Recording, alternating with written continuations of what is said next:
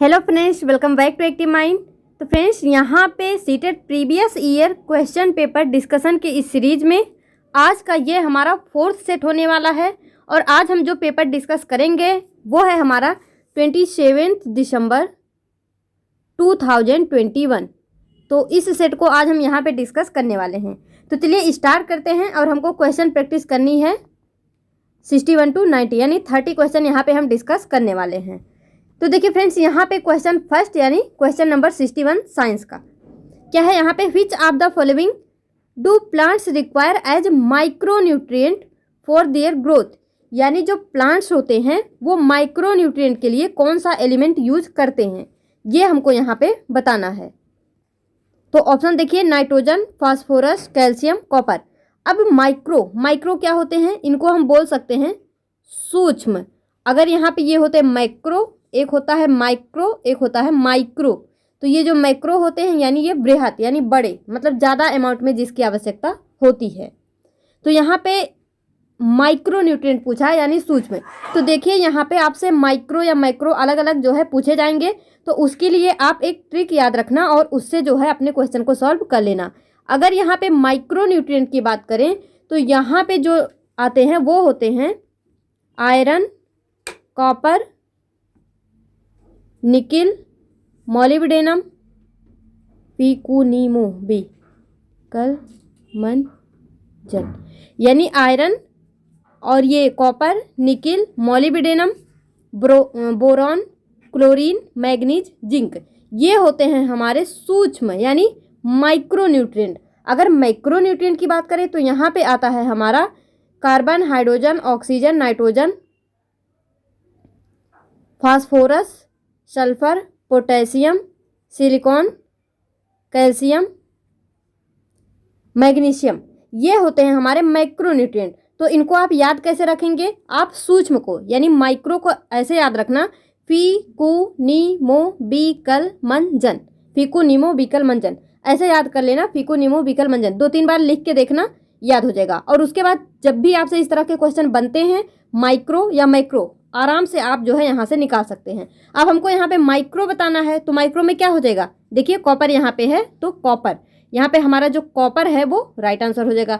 जबकि nitrogen, sulphur, phosphorus, calcium, वो देखिए यहाँ पे ऑप्शन में है लेकिन ये कैसे हैं, मैक्रो हैं, इसलिए ये सब क्या हो जाएंगे, रॉन्ग हो जाएंगे। और इस तरह से हमारा जो राइट आंसर है वो हो जाएगा ऑप्शन नंबर 4 यानी कॉपर। तो इसको याद रखना। और मैक्रो को कैसे याद रखेंगे, चोन PSK C का Mg, चोन PSK C का Mg, इस तरह से जो है याद रख सकते हैं। आई होप ये आपको अच्छे से समझ में आया होगा। चलिए इसको एक बार हिंदी में भी आप जो है पढ़ लीजिए। किस प्रकार के पोषक तत्वों के पौधों अपनी वृद्धि या विकास के लिए सूक्ष्म पोषक तत्व के रूप में आवश्यकता होती है, तो हो जाएगा हमारा कॉपर। नेक्स्ट हमारा क्वेश्चन नंबर 62 यानी second question, seeing different object at the same time in more than one place is possible for a animal when, यानी यहाँ पे बोला जा रहा है कि सीइंग डिफरेंट यानी कई सारे डिफरेंट ऑब्जेक्ट को देखने के लिए, और यहाँ पे क्या है सेम टाइम यानी सेम समय पे डिफरेंट ऑब्जेक्ट को देखने के लिए which is possible for an animal, मतलब यहाँ पे क्या पॉसिबल हो सकता है कि उसकी जो आइज है are in front of face, यानी उसका जो आइज है उसके फेस के बिल्कुल फ्रंट में होना चाहिए, सामने होना चाहिए, जैसे हम लोगों का होता है। तो क्या हम मतलब एक समय पे कई सारे ऑब्जेक्ट देख सकते हैं, नहीं देख सकते। जैसे हमने कल के वीडियो में डिस्कस किया था, जो हिरन होते हैं उनकी जो आइज होती है वो उनके हेड के दोनों साइड में होती है, इसलिए वो चारों तरफ देख सकते हैं, एक सिंगल समय पे चारों तरफ जो है सभी दिशाओं में यानी देख सकते हैं। लेकिन यहाँ पे बात हो रही है कि eyes are in front of face, अगर वो फेस के फ्रंट में होगा तो हम एक समय पे एक ऑब्जेक्ट देख पाएंगे। Eyes are on other side of head, यानी यहाँ पे बोला जा रहा है अगर आंखें जो हैं हेड के अदर साइड, यानी अगर इस तरह से है तो आंखें साइड में होनी चाहिए। Eyes are on the top of head, यानी जो आइज है वो हेड के टॉप में होनी चाहिए, फिर तो हम केवल ऊपर ही देख पाएंगे, नीचे कैसे देखेंगे। और यहाँ पे पीनियल आइज प्रेजेंट, तो यहाँ पे ये रॉन्ग है। अगर आइज हेड के दोनों साइड में प्रेजेंट होगा तो हम किसी भी ऑब्जेक्ट को यानी एक सिंगल समय पे कई सारे ऑब्जेक्ट को देख सकते हैं। तो ये आपको समझ में आया होगा। एक बार हिंदी में पढ़िए। विभिन्न वस्तुओं को एक ही समय पर एक से अधिक तल पर देखना संभव है जब आंखें सिर के दोनों तरफ हों। नेक्स्ट क्वेश्चन है हमारा, x is essential for formation of red blood sales. एक एलिमेंट है हमारा एक्स है जो कि इसेंशियल है for the formation of red blood sales. उसकी वजह से क्या बनता है? Red blood sales. तो यहाँ पे पक्का ये क्या हो सकता है? आयरन होगा हमारा। हुज डिफिशियंसीज कॉजेज, यानी जो इसकी डिफिशियंसी है वो क्या कॉज करती है? तो यहाँ पे बताइए इसकी डिफिशियंसी क्या कॉज करती है? आयरन की डिफिशियंसी क्या कॉज करती है? एनीमिया। यानी अगर आयरन की डिफिशियंसी होगी तो हमको क्या होगा? एनीमिया, यानी खून की कमी। तो आयरन एनीमिया यहाँ भी है और यहाँ भी है। अब यहाँ पे नेक्स्ट है, Z is needed for absorption of x, यानी आयरन के एब्जॉर्प्शन के लिए कौन सा, मतलब यहाँ पे जेड जो है वो क्या हो सकता है? विटामिन ए या फिर विटामिन सी। यहाँ पे क्या होगा जो कि एक्स के यानी आयरन के एब्जॉर्प्शन में हेल्प करेगा।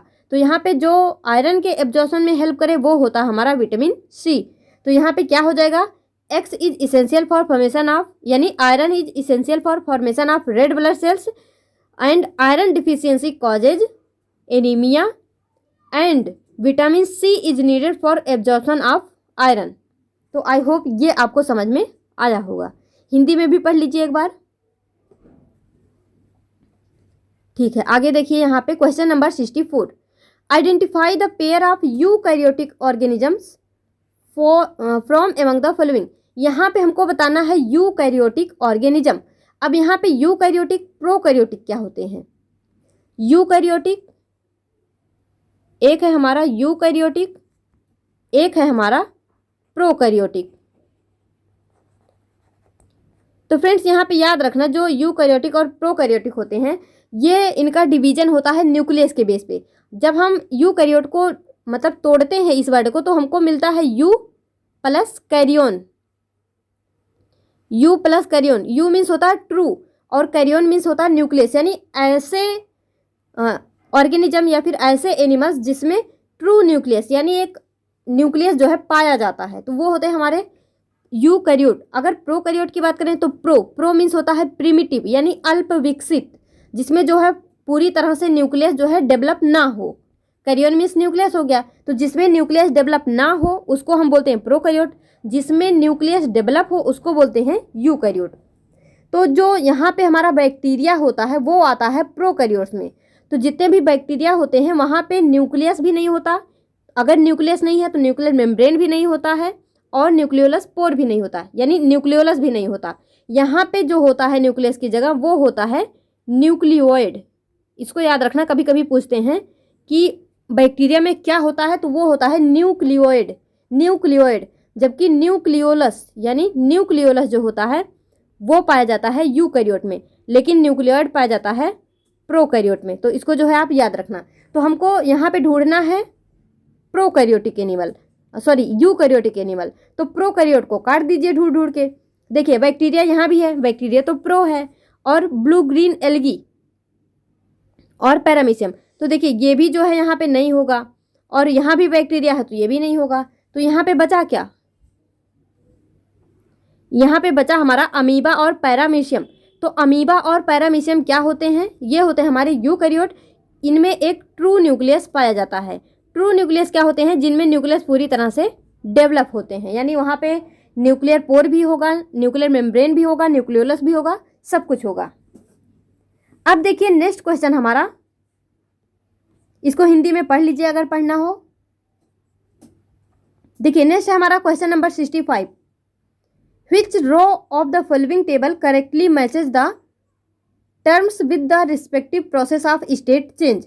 यानी यहाँ पे हमको बताना है कि यहाँ पे हमको क्या दिया है? चेंज ऑफ स्टेट दिया है, और चेंज ऑफ स्टेट में क्या क्या दिया है? सबसे पहले gas to liquid, liquid to solid और सॉलिड टू लिक्विड।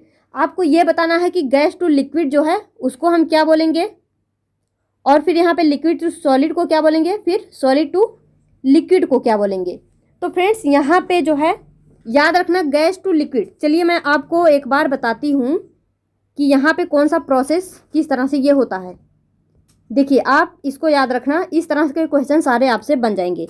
सबसे पहले यहाँ पे ले लीजिए आप सॉलिड, उसके बाद लिक्विड, फिर यहाँ पे ले लीजिए गैस, गैस या वेपर।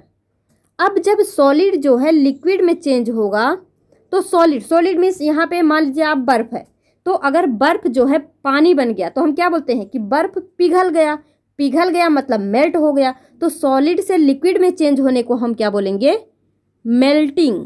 क्या बोलेंगे, मेल्टिंग।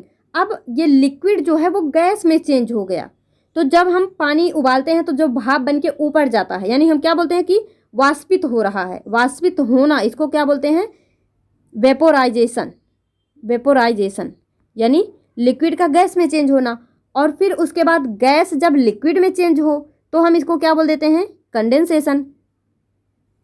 उसके बाद जो हमारा लिक्विड है वो अगर सॉलिड में चेंज हो, इसको हम क्या बोलते हैं, यानी जो हमारा पानी रहता है उसको हम फ्रिज में रखते हैं, फिर वो बर्फ बन जाता है, तो हम क्या बोलते हैं कि वो जम गया, जो पानी था वो जम के बर्फ बन गया, जम गया, यानी जमना को क्या बोलते हैं, फ्रीजिंग। अब यहाँ पे दो केस और होते हैं, एक होता है सॉलिड टू गैस, यानी डायरेक्ट सॉलिड टू गैस बन जाए, यहाँ पे लिक्विड बने ही ना, तो इसको हम बोल देते हैं सब्लिमेशन। और अगर एक कंडीशन ये भी है कि जब गैस जो है वो डायरेक्ट सॉलिड बन जाए तो इसको हम क्या बोल देते हैं, डिपोजिशन। डिपोजिशन। तो ये जो है आपको समझ आया होगा, melting, vaporisation, freezing, condensation, sublimation, deposition. यहाँ पे 6 प्रोसेस पढ़ा हमने। और आप इसको, जो मैंने आपको पहले भी बताया, जब भी आप बैठना तो एक कॉपी पेन लेके बैठना और जितने भी कॉन्सेप्ट मिलेंगे उसको नोट करते जाना। तो आप इस फ्लो डायग्राम को बनाइए और आपसे इस तरह के सारे क्वेश्चन बन जाएंगे। तो अब देखिए यहाँ पे पूछा क्या है, यहाँ पे है gas to liquid, gas to liquid, gas to liquid हमने क्या पढ़ा, कंडेंसेशन। तो यहाँ भी है, यहाँ भी है, gas to liquid condensation. Liquid to solid, यानी पानी जो है बर्फ में चेंज हो गया, क्या हो गया, जम गया। जमने को हम क्या बोल सकते हैं, या तो फ्रीजिंग या फिर सॉलिडिफिकेशन, सॉलिड हो गया यानी सॉलिडिफिकेशन। यहाँ भी है, यहाँ भी है, तो ये तो कट जाएगा क्योंकि इवेपोरेशन तो है नहीं।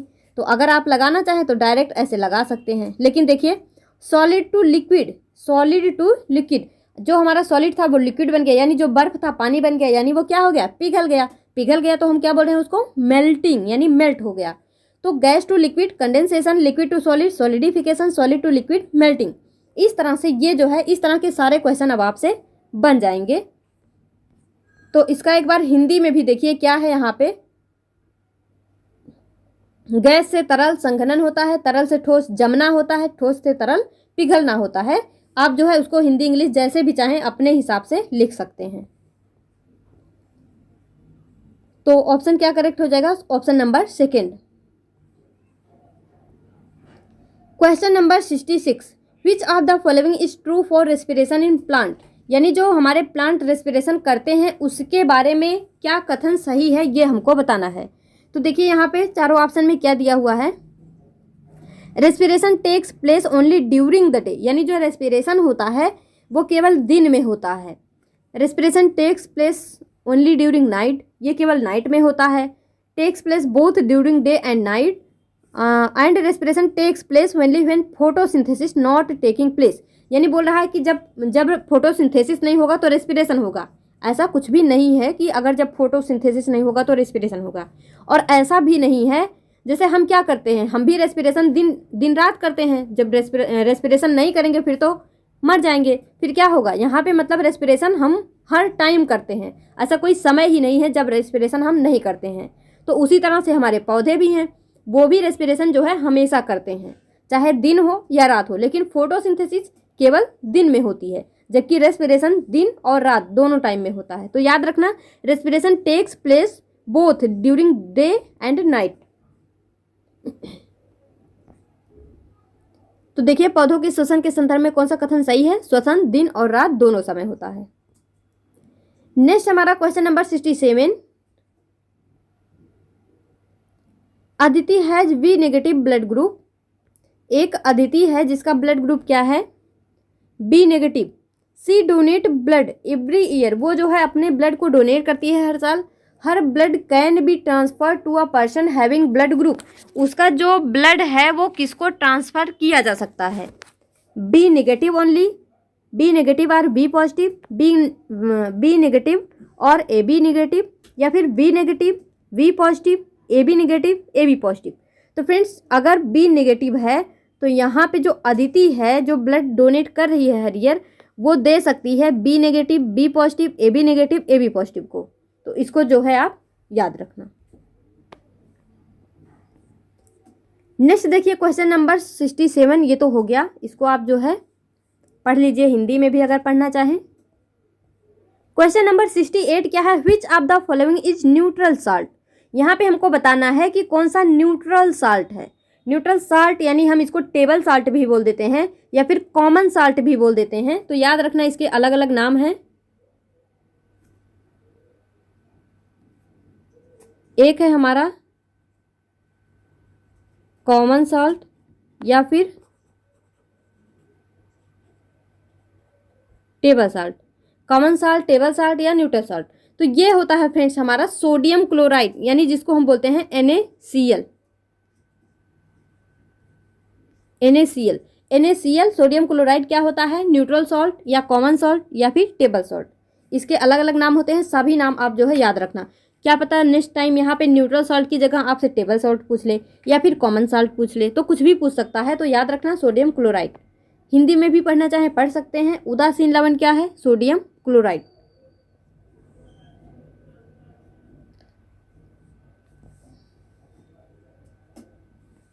Question number 69, a solution of ammonium chloride will. यहाँ पे बोला जा रहा है कि एक सॉल्यूशन है अमोनियम क्लोराइड का। अमोनियम क्लोराइड अगर हम बोलना चाहें तो ये होता है NH4Cl। NH4Cl। तो इसको हम फ्रेंड्स जो है अमोनियम क्लोराइड या फिर इसको सामान्य रूप में अगर बोलना चाहे तो हम बोल सकते हैं नौसादर। इसका हिंदी नेम जो होता है वो नौसादर भी होता है, याद रख लेना, क्या पता पूछ ले, नौसादर। या फिर केमिकल नेम हो जाएगा अमोनियम क्लोराइड। तो यहाँ पे पूछा जा रहा है ये क्या करता है, turn blue litmus to red, turn red litmus to blue, bring no change in colour of litmus solution, turn litmus solution colourless. तो यहाँ पे जो अमोनियम क्लोराइड है आपको याद रखना होगा ये कैसा होता है, एसिडिक होता है। ये होता है acidic in nature. Ammonium chloride acidic in nature होता है, यानी हम बोल सकते हैं कि ये अम्लीय होता है। तो अब आपको बस इतना दिमाग में लाना है कि अम्ल क्या करते हैं लिटमस पेपर को लेके। तो यहाँ पे याद रखना फ्रेंड्स, मैं आपको फिर से एक ट्रिक दे रही हूँ, ABR और एक है हमारा BRB।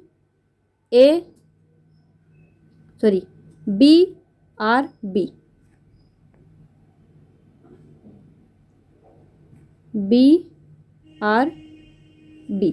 तो देखिए यहाँ पे A for acid, B for base, इसको याद रखना। ABR BRB ये दोनों याद रखना आप। और देखिए A फॉर एसिड, एसिड क्या करेगा, ब्लू को रेड में चेंज करेगा, और बेस क्या करेगा, बेस जो है रेड को ब्लू में चेंज करेगा। इस तरह से आप इसको याद रख लेना ताकि आप जो है कभी भी कंफ्यूज ना हो। तो ABR यानी एसिड जो है ब्लू लिटमस पेपर को रेड लिटमस पेपर में चेंज करेगा। तो यहाँ पे क्या हो गया, red litmus paper blue litmus paper two red, यानी हमारा यहाँ पे फर्स्ट ऑप्शन जो है वो करेक्ट हो जाएगा। एसिड क्या करता है, ब्लू लिटमस पेपर को रेड में चेंज करता है। इस तरह से आपसे कुछ भी प्रश्न घुमा फिरा के पूछे, आप बस इतना देखना कि वो एसिडिक है या फिर बेसिक है। अगर एसिडिक है तो ABR दिमाग में लाना, अगर बेसिक है तो BRB लाना, BRB। बस याद रखना ये फर्स्ट जो है ये एसिड और बेस है। उसके बाद यहाँ पे B for blue, R for red, R for red, B for blue, इस तरह से जो है कर लेना।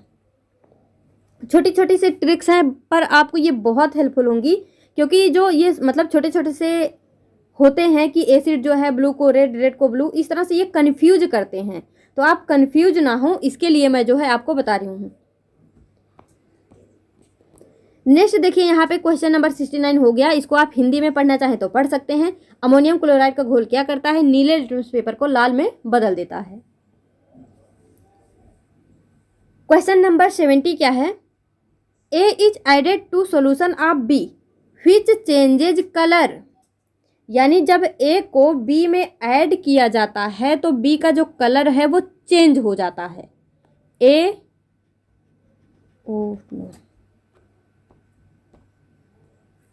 A+B।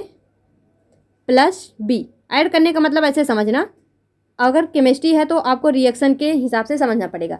बोला जा रहा है जब हम A को B में ऐड करते हैं, A को B के सॉल्यूशन में ऐड करते हैं, तो जो B है इसका कलर चेंज हो जा रहा है। और उसके बाद नेक्स्ट बोला जा रहा है when C is added to solution B, और जब C को सॉल्यूशन B के सॉल्यूशन में, जब C को B के सॉल्यूशन में ऐड किया जाता है तब क्या होता है, it does not change colour. तो यहाँ पे इसका कलर चेंज नहीं होता है, लेकिन यहाँ पे हो जाता है और यहाँ पे नहीं होता है। What can be concluded about reactivity of A, B and C। यहाँ पे हमको ये बताना है कि रिएक्टिविटी क्या होगी A, B और C की। तो देखिए फ्रेंड्स, जब A को यहाँ पे B में डाला जाता है तो B का कलर चेंज हो रहा है, यानी यहाँ पे जो है A जो है B से रिएक्शन कर रहा है, यानी A क्या है हमारा, रिएक्टिव है। ये क्या है, रिएक्टिव है। लेकिन जब C को B में जो है यहाँ पे C को B में डाला जा रहा है, ऐड किया जा रहा है, तो B का कलर चेंज नहीं हो रहा है, यानी जो B है वो C से मोस्ट पावरफुल है। यानी अगर जैसे यहाँ पे रिएक्शन नहीं हो रहा, कलर चेंज होने का क्या मतलब है, अगर कलर चेंज हो गया यानी दोनों में रिएक्शन हुआ है, अगर कलर चेंज नहीं हुआ तो दोनों में रिएक्शन नहीं हुआ है। जब A को डालते हैं तो B का कलर चेंज होता है, यानी यहाँ पे रिएक्शन हुआ है। रिएक्शन हुआ है तो क्यों हुआ है, क्योंकि यहाँ पे A जो है वो रिएक्टिव है और उसने B के कलर को चेंज कर दिया, यानी वो मोस्ट रिएक्टिव है। तो अगर रिएक्टिविटी बतानी है तो A जो है सबसे ज़्यादा रिएक्टिव हो गया। अब देखना है कि B और C में कौन रिएक्टिव है। तो B और C की जब आप बात करेंगे तो जब C को B में डाल रहे हैं, B का कलर चेंज नहीं हो रहा, यानी C जो है B से लेस रिएक्टिव है। उससे ज़्यादा रिएक्टिव होता तो चेंज कर देता कलर को, लेकिन ये रिएक्टिव नहीं है, इस वजह से B का कलर चेंज नहीं हो रहा, यानी B जो है A से कम रिएक्टिव है पर C से ज़्यादा रिएक्टिव है। तो इस तरह से हमारा CBA ये जो है यहाँ पे राइट आंसर हो जाएगा CBA। A जो है B के कलर को चेंज कर रहा है, जबकि C B के कलर को चेंज नहीं कर पा रहा, यानी A जो है B से ज़्यादा रिएक्टिव है और C जो है B से लेस रिएक्टिव है। तो यहाँ पे क्या हो गया, B जो है A से कम रिएक्टिव है लेकिन C से ज़्यादा रिएक्टिव है। किसी भी तरह से समझिए, बस समझ लीजिए, अगर कलर चेंज हो रहा है तो किसका, अगर सोचिए अगर यहाँ पे A का कलर चेंज होता, अगर यहाँ पे बोलता कि A का कलर चेंज हो रहा है तो क्या हो जाता, तब B ज़्यादा रिएक्टिव होता, मतलब B ज़्यादा रिएक्टिव है तभी तो उसके कलर को चेंज कर दिया, अगर नहीं रिएक्टिव होता तो नहीं कर पाता। तो वही है यहाँ पे, A ज़्यादा रिएक्टिव था कर दिया चेंज। तो इसको जो है याद रखना। हिंदी में देखिए, A को B के घोल में डालने पर उसका रंग बदल जाता है, जब C को B के घोल में डालते हैं तो उसका रंग नहीं बदलता है। तो ये मैंने आपको जो है बता दिया। नेक्स्ट देखिए question number 71, which of the following food item can't be stored in an aluminium jar. यानी एल्यूमिनियम के जार में हम कौन सा फूड आइटम स्टोर नहीं कर सकते। एल्यूमिनियम के जार में कौन सा आइटम यहाँ पे स्टोर नहीं किया जा सकता। यहाँ पे पुडिंग या फिर मिल्क, पुडिंग क्या है, पुडिंग पता नहीं क्या है, मुझे नहीं पता, बस पुडिंग लिखा है तो पढ़ लो। पुडिंग या फिर मिल्क या फिर आंवला पिकल या फिर कुक्ड राइस, यानी वहाँ पे कुक्ड राइस नहीं रख सकते या फिर मिल्क नहीं रख सकते या पुडिंग नहीं रख सकते या फिर आंवला पिकल नहीं रख सकते। तो देखिए फ्रेंड्स, जो एल्यूमिनियम होता है, एल्यूमिनियम जो है वो अम्ल से, यानी जो आंवला पिकल है वो क्या होगा, जायज़ सी बात है, आंवला कैसा होता है, एसिडिक होता है। तो जो एल्यूमिनियम होता है वो अम्ल से, जैसे यहाँ पे अगर हम HCl ले लेते हैं अम्ल में या NaCl कुछ भी ले लेते हैं तो यहाँ पे क्या हो जाएगा, अमोनियम क्लोराइड बन जाएगा। यानी जो एल्यूमिनियम है वो अम्ल से अभिक्रिया कर लेगा, यानी AlCl3, इस तरह से यहाँ पे रिएक्शन कर लेगा। और ये जो होता है ये बहुत ही टॉक्सिक होता है, बहुत ही मतलब खतरनाक होता है। तो यहाँ पे क्या होगा, यानी यहाँ पे हमारा जो आंवला पिकल है वो ख़राब हो जाएगा। अगर ये खराब शराब यहाँ पे ये मतलब उत्पाद बनेगा तो आंवला पिकल क्या हो जाएगा, खराब हो जाएगा। इस वजह से एल्यूमिनियम जार में एसिड को, नॉर्मली बोले तो एसिड को, क्योंकि आंवला पिकल क्या है, एसिड है, अगर यहाँ पे आपको कुछ भी देता मतलब जो कि एसिडिक होता तो भी आप यही कॉन्सेप्ट लगाते हैं कि एल्यूमिनियम जो है किसी भी एसिड से क्या करता है, रिएक्ट कर लेता है, और रिएक्ट करने के बाद वो यहाँ पे मतलब हानिकारक प्रोडक्ट भी बनाता है और साथ में यहाँ पे हाइड्रोजन गैस भी उत्पन्न करता है। ये जो H बचा है ये जो है हाइड्रोजन गैस यहाँ पे रिलीज होगा। तो क्या होगा, ये जो हमारे अचार हैं वो ख़राब हो जाएंगे। तो अगर हम तो ऐसा चाहेंगे नहीं कि हम किसी चीज़ में अपना कुछ खाने का रखें और वो ख़राब हो जाए, तो हम जो है एल्युमिनियम जार में इसको स्टोर नहीं कर सकते हैं। पढ़ लीजिए हिंदी में। नेक्स्ट देखिए question number 72। The sweet aroma produced during bread baking is because, यानी जो जब हम ब्रेड को बेक करते हैं, यानी जो ब्रेड को हम सेकते हैं बोल सकते हैं, या फिर हाँ सेकते हैं, तो वहाँ पे एक स्वीट अरोमा क्या होता है, सुगंध, यानी कुछ मीठी सी सुगंध जो है प्रोड्यूस होती है, वो किसकी वजह से होती है ये हमको बताना है। Carbon monoxide is produced by yeast by the process of respiration. यहाँ पे बोला जा रहा है कि जो है क्या होता है, कार्बन मोनोऑक्साइड बनता है इस वजह से, या फिर sugar is converted to alcohol by yeast by the process of fermentation.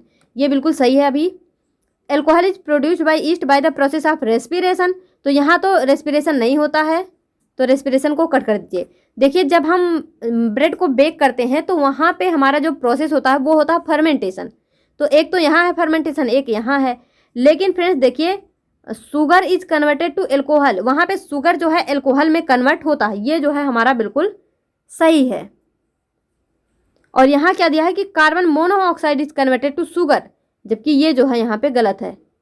याद रखना शुगर इज कन्वर्टेड टू, यानी C6H12O6 जो होता है हमारा, यानी जो सॉरी वो तो ग्लूकोज हो गया, C12H22O11 ये होता है हमारा शुगर, C12H22O11 ये होता है sugar.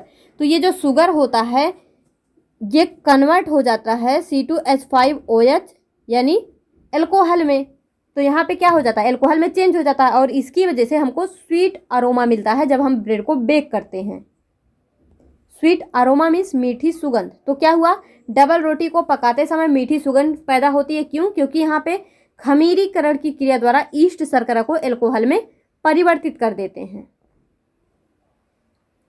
Question number 73। Amit hits a piano key softly first and then harder, यानी जो अमित है वो किसी पियानो को पहले सॉफ्टली जो है वो हिट करता है, उसके बाद जो है उसको तेजी से, या फिर हार्डर बोल सकते हैं, हार्डर मीन्स जोर से, ठीक है, फिर उसको जोर से जो है यहाँ पे हिट करता है। What changes in the sound property will be observe in the second case, यानी बोला जा रहा है कि जब अमित ने उसको मतलब तेजी से जो है प्रेस किया या हिट किया तब क्या होगा, ये हमको जो है बताना है।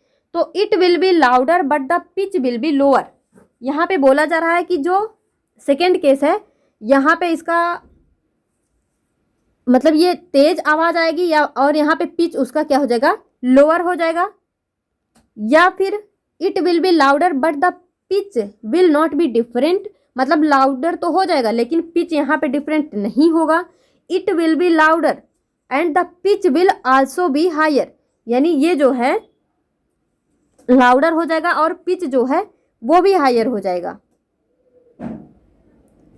नेक्स्ट है यहाँ पे हमारा it will be the same loudness and pitch.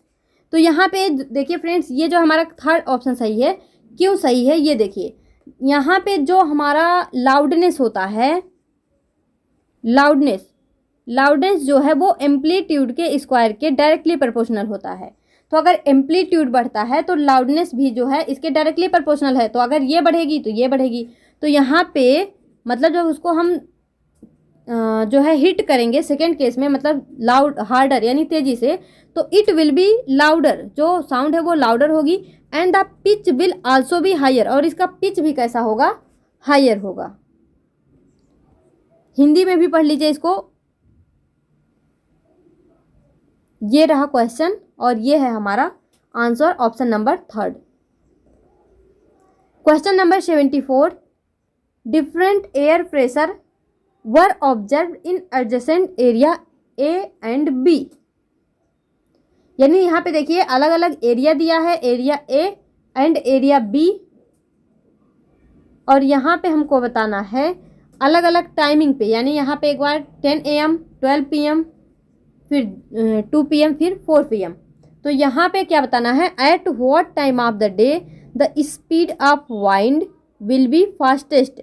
यहाँ पे स्पीड ऑफ वाइंड सबसे फास्टेस्ट कब होगा, ये यहाँ पे आपको बताना है। तो देखिए यहाँ पे इसको किस तरह से सॉल्व करना है। यहाँ पे हमको क्या बताना है, at what time of the day speed of wind will be fastest. अब ये वाइंड मीन्स क्या है, हवा, हवा मीन्स एयर, एयर में क्या है, गैसेस बोल सकते हैं, एयर क्या है हमारा, गैसेस ही है।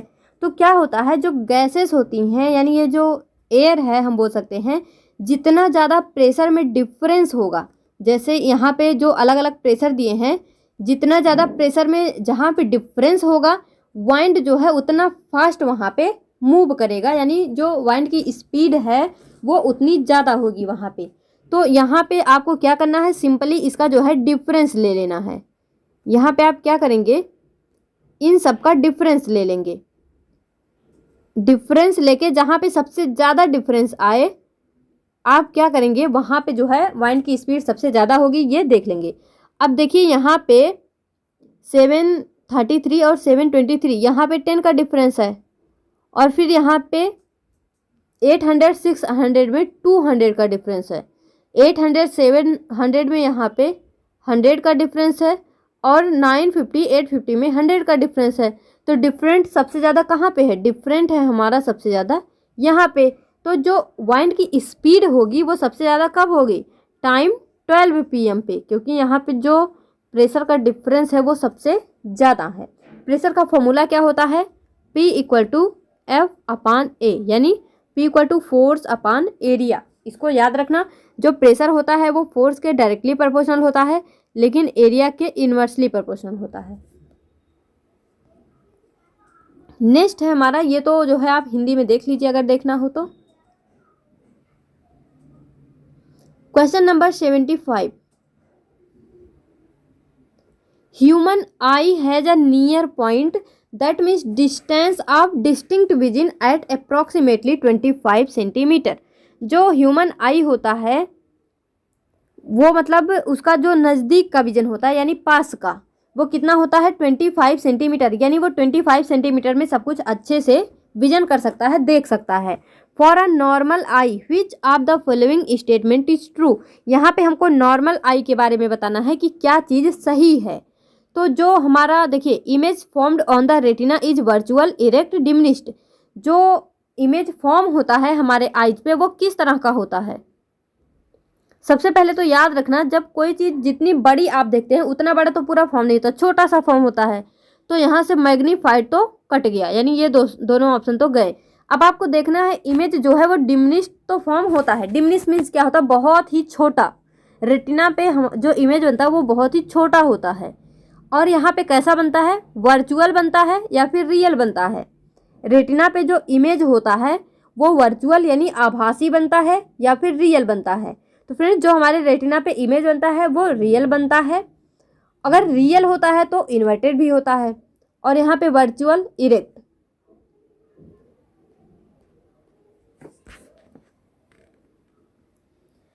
तो यहाँ पे क्या हो गया, इमेज जो है जो फॉर्म होगा वो रियल, इन्वर्टेड, डिमिनिश्ड। देखिए फ्रेंड्स, यहाँ पे आप एक जो है हमको क्वेश्चन का आंसर बताना, जो ह्यूमन आई होता है वहाँ पे कौन सा लेंस काम करता है, यानी जो लेंस होता है वो कौन सा होता है, कॉनकेव होता है या फिर कॉन्वेक्स होता है। इन दोनों में से बताना, कॉनकेव होता है कि कॉन्वेक्स होता है, कमेंट करना। और देखिए, आप लोग अपना फीडबैक नहीं देते हैं तो फीडबैक देना बहुत ज़रूरी होता है, तो फीडबैक ज़रूर दिया करिए। क्वेश्चन नंबर 75 हो गया। Question number 76, considering the following situation choose the incorrect statement. यहाँ पे हमको इनकरेक्ट स्टेटमेंट बताना है। इनकरेक्ट स्टेटमेंट यहाँ पे आपको बताना है। तो फर्स्ट है, a gymnast applies coarse substance in hand before game deliberating to reduce interlocking and increase efficiency. इसको हिंदी में ही पढ़िए।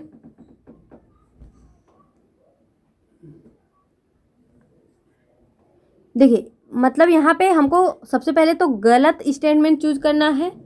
तो सबसे पहले है कि खेल आरंभ होने से पहले एक व्यायामी यानी एक एक्सरसाइज करने वाला जो होता है वो क्या करता है, जानबूझकर अपने हाथों में खुरदुरा पदार्थ लगाता है जिससे गुथना, यानी यहाँ हम गुथना को फ्रिक्शन से बांध सकते हैं कि उसका मतलब कम हो सके तथा उसकी कुशलता बढ़ाई जा सके, यानी वो जो काम करने गया है वो अच्छे से कर सके।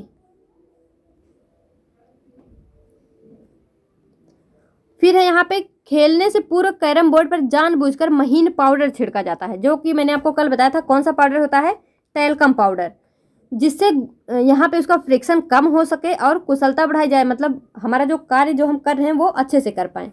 या फिर दौड़ने की प्रतियोगिता में धावक के जूते के तले खांचेदार होते हैं जिससे गुथना कम हो सके और कुशलता बढ़ाई जा सके।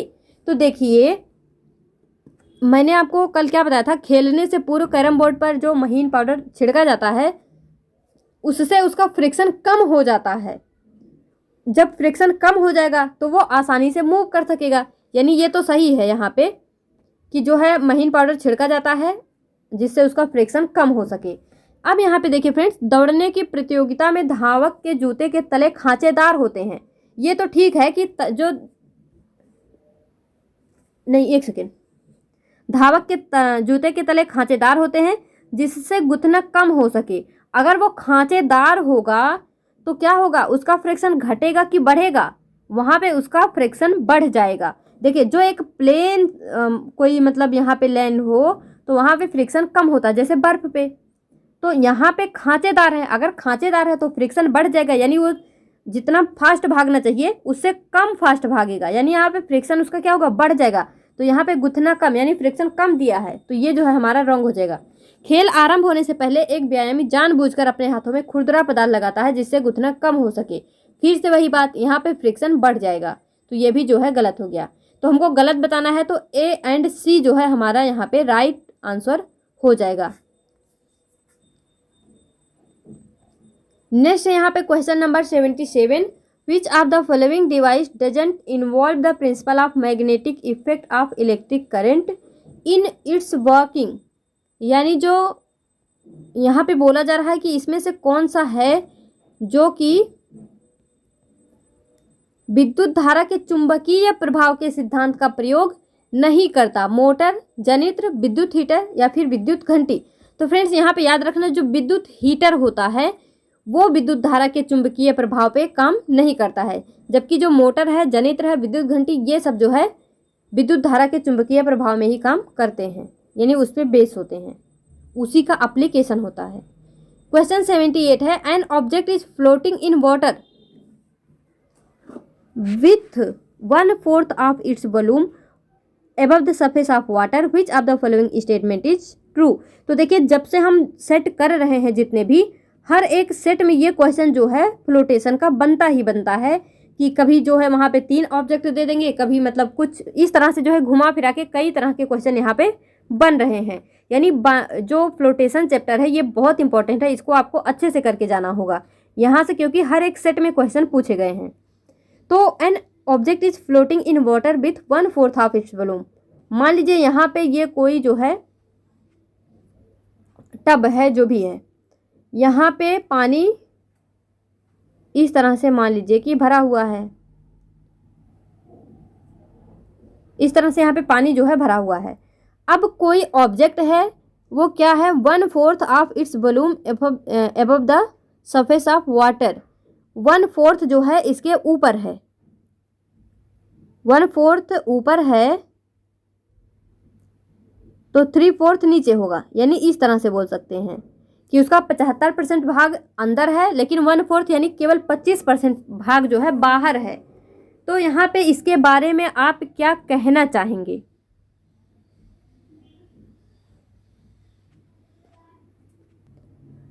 तो देखिए फ्रेंड्स, यहाँ पे आपको किस तरह से करना है। सबसे पहले सेकंड केस ले लेते हैं और थर्ड, ये दोनों समझिए, फिर जो है सही ऑप्शन पे आएंगे हम। बोला जा रहा है कि violent force on the object. देखिए सबसे पहले जब आप किसी भी पॉट में, किसी भी बर्तन में, किसी भी ऑब्जेक्ट को डुबाते हैं, आप जो है एक बाल्टी ले लीजिए, उसमें कोई भी ऑब्जेक्ट जो है डुबा के देखिए। अब यहाँ पे 2 बल काम करेंगे, एक तो वो ऑब्जेक्ट जो है उस पानी पे, चलिए हम यहाँ पे द्रव को पानी ही लेते हैं अभी के लिए, तो जो वो ऑब्जेक्ट है एक तो वो पानी पे बल लगाएगा, और जो पानी है वो भी ऑब्जेक्ट पे बल लगाएगी, यानी दोनों एक दूसरे पे बल लगाएंगे। तो जो पानी जो है, जो ऑब्जेक्ट पे बल लगाती है, उसको हम एक नाम देते हैं और उसको हम बोलते हैं बायंट फोर्स। बायंट फोर्स यानी उत्प्लावन बल, उसको हम बोलते हैं उत्प्लावन बल। देखिए, कभी भी जब भी buoyant force on object is equal to weight of object, यानी जो ये मतलब ऑब्जेक्ट है, जो ऑब्जेक्ट है उसका तो कुछ तो द्रव्यमान होगा और उस पर कुछ ग्रेविटी होगी, तो mg यानी यहाँ पे इसका वेट लगेगा। जो ऑब्जेक्ट है वो नीचे की तरफ अपना वेट लगाएगी, यानी उसका वेट होगा, लेकिन जो पानी है उस पर ऊपर की तरफ में बायंट फोर्स लगाएगी। तो जो बायंट फोर्स है और वेट ऑफ ऑब्जेक्ट है, अगर ये दोनों इक्वल होंगे, अगर ये दोनों इक्वल होंगे तो ये जो है आधा तैरेगा आधा डूबेगा, क्योंकि यहाँ पे इक्वल है। और जब बायंट फोर्स बहुत ज़्यादा होगा, बाइंड फोर्स जो है ज़्यादा होगा, तो ऑब्जेक्ट क्या करेगा, तैरेगा, क्योंकि बाइंड फोर्स ज़्यादा यानी नीचे से ऊपर की तरफ बल ज़्यादा लग रहा है, तो जाहिर सी बात है तैरेगा। तो क्या है, bind force on the object is less, जब जो है, और यहाँ पे क्या हो रहा है, यहाँ पे तो वो मतलब 75% तो डूबा हुआ है, लेकिन केवल 25% बाहर है। तो क्या हो गया, object bind force on the object is less, बोला जा रहा है कि बायंट फोर्स जो है ऑब्जेक्ट पे कम लग रहा है, कम नहीं लग रहा। अगर कम लगता तो वो तैरता, लेकिन वो तैर नहीं रहा है, वो तो ज़्यादा भाग तो डूबा हुआ है, यानी बायंट फोर्स वहाँ पे ज़्यादा नहीं लग रहा, वेट ज़्यादा लग रहा है ऑब्जेक्ट का। अब यहाँ पे नेक्स्ट है, फर्स्ट है the buoyant force on the object is greater than wait of object. The buoyant force on the object, यानी जो बायंट फोर्स लग रहा है ऑब्जेक्ट पे वो greater than wait of object है, यानी वेट के ऑब्जेक्ट के वेट से क्या है, ग्रेटर है। तो यहाँ पे हमारा जो राइट आंसर है वो क्या हो जाएगा, ऑप्शन नंबर फर्स्ट। तो एक बार इसको समझिए, जो कोई पॉट है, यहाँ पे एक ऑब्जेक्ट जो है डूबा है। वैसे हम इसको कई बार डिस्कस कर चुके हैं कि जब पूरी तरह से डूब जाए, यानी वहाँ पे कोई भी बायंट फोर्स नहीं लग रहा, उसके ऊपर की तरफ में कोई फोर्स नहीं लग रहा है, और जब आधा तैर रहा है यानी वहाँ इक्वल फोर्स लग रहा है, और जब मतलब कम तैर रहा है, मतलब कुछ डूबा है कुछ बाहर है, तो वहाँ पे क्या होगा, बायंट फोर्स ज़्यादा होगा इसके वेट से। हिंदी में पढ़ लीजिए एक बार इसको।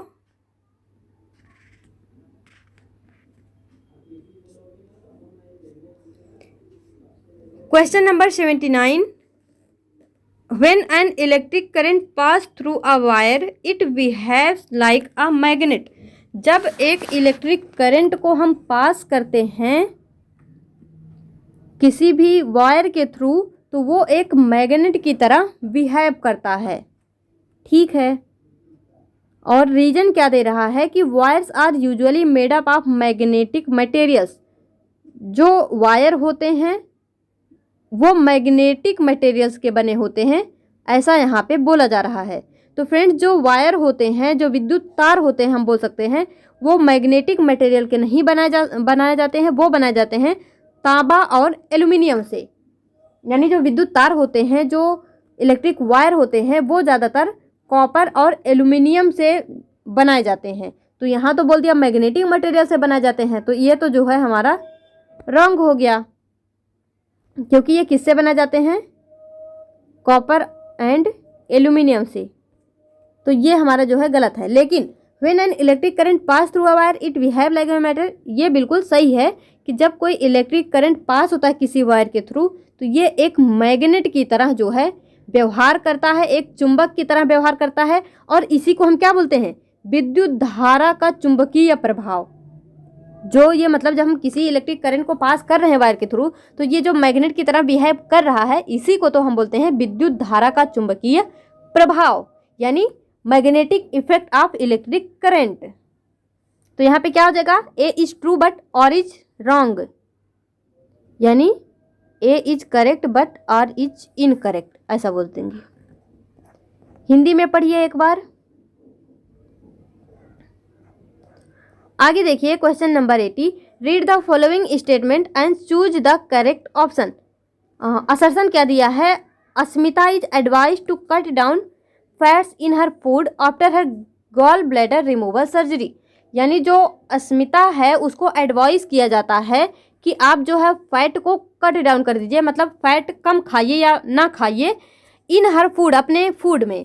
बिकॉज क्या कर दिया गया है, उसका जो गॉल ब्लैडर है उसको रिमूव कर दिया गया है सर्जरी के थ्रू। तो देखिए ये जो है हम पिछले भी सेट में इस तरह का क्वेश्चन कर चुके हैं कि अगर किसी पेशेंट का जो है गॉल ब्लैडर हटा दिया जाता है तो उसको क्या एडवाइस देनी चाहिए। उसको हम एडवाइस देंगे कि वो फैट से रिलेटेड जितने भी फूड हैं उसको ना खाए। तो उसी तरह से यहाँ भी है कि फैट को मना कर दिया जाता है और क्योंकि उसका गॉल ब्लैडर जो है वो रिमूव कर दिया गया है। सेकेंड रीजन इसका क्या दे रहा है कि secretion of excess gastric juice cause acidity, मतलब जब बहुत ज़्यादा मात्रा में गैस्ट्रिक जूस सिक्रीट हो जाएंगे तो ये एसिडिटी कॉज करेंगे। ये स्टेटमेंट भी सही है, ये भी सही है, पर मतलब ये एसिडिटी रिलीज करते हैं गैस्ट्रिक जूस जब ज़्यादा अमाउंट में सिक्रीट हो जाते हैं।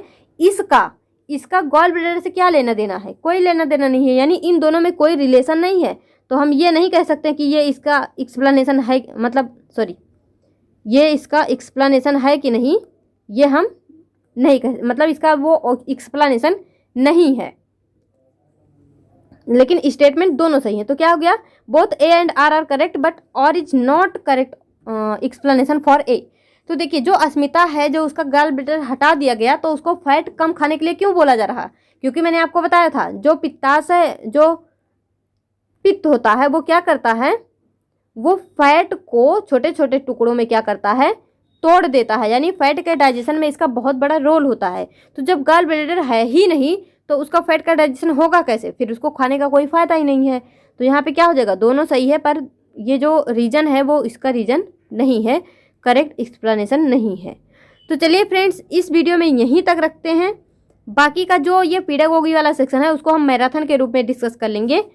तो इस वीडियो में यहीं तक, मिलेंगे अपने नेक्स्ट वीडियो में। कमेंट देना मत भूलना। तब तक के लिए all the best, be happy, be positive.